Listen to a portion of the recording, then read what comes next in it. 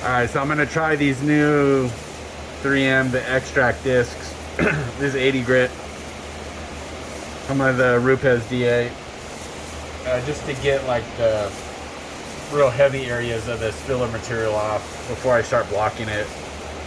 I'm interested to see how this performs compared to the Cubitron that I normally use. So we'll see.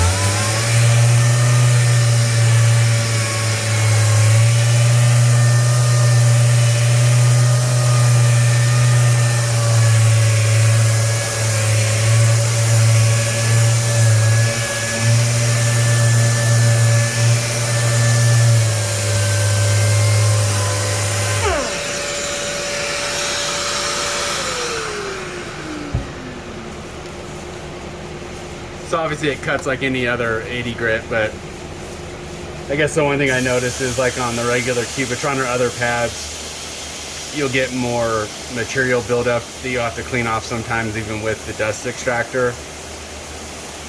So kind of similar to the Abranet discs from Mirka, but yeah, I think on this it worked good as far as dust extraction.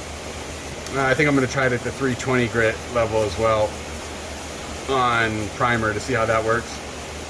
But I'm going to finish this out with the block after I put a guide coat on it.